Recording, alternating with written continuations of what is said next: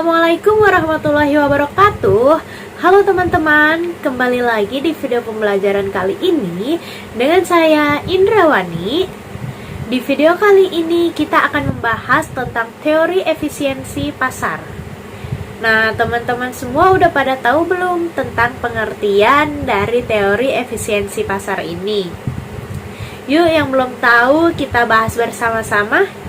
Teori efisiensi pasar sekuritas memprediksi harga sekuritas sebagai hasil dari interaksi beberapa properti menarik.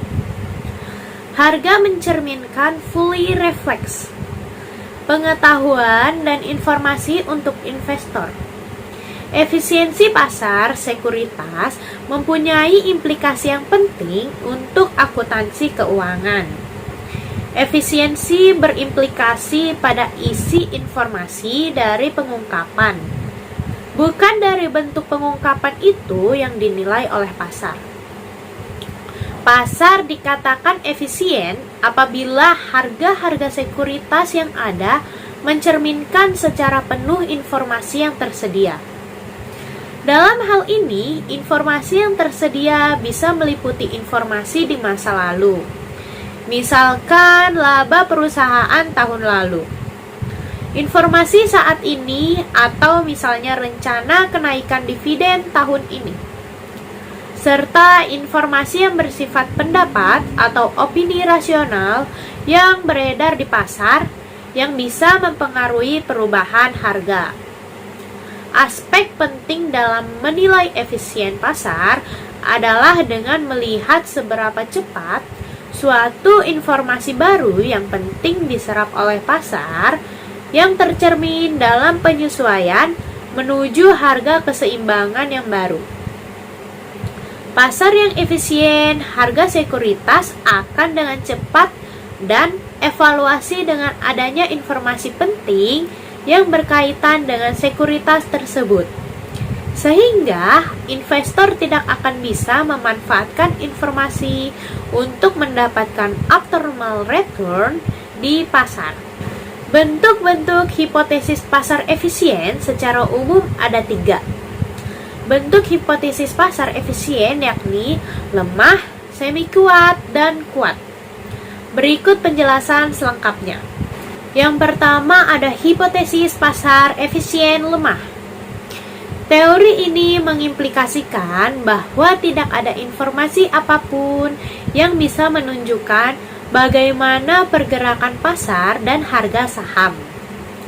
Analisis fundamental dalam investasi saham memang bisa memberikan informasi bagi investor agar bisa mendapatkan keuntungan di atas rata-rata pasar dalam jangka pendek.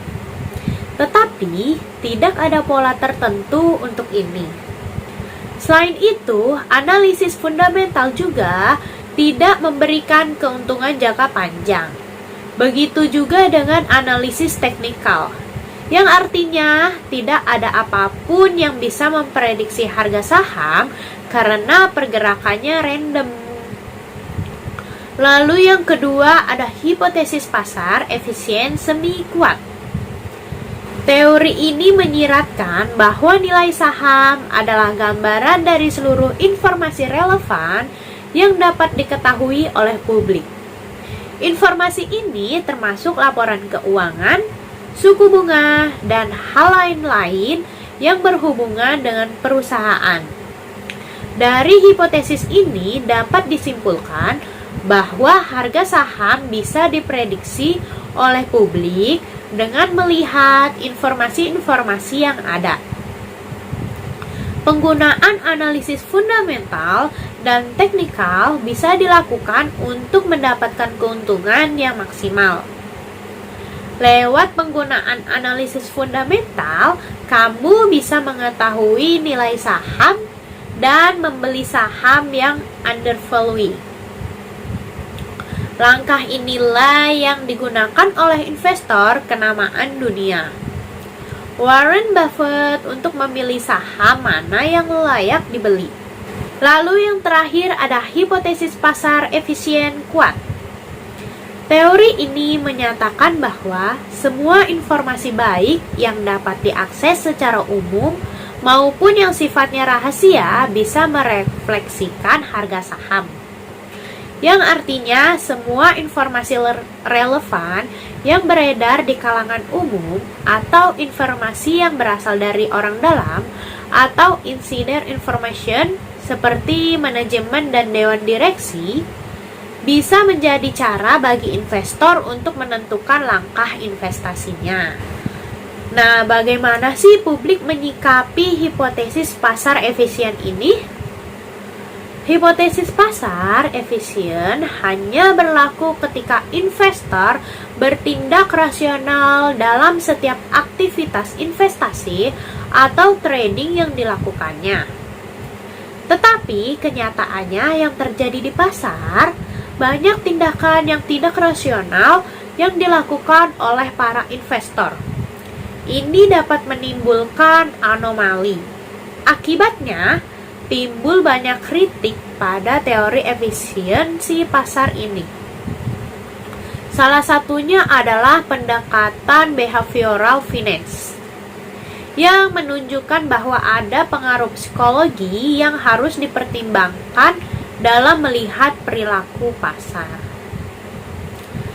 Di tengah kritikan dari berbagai pendapatan lain, hipotesis pasar efisien masih menjadi pegangan bagi banyak orang.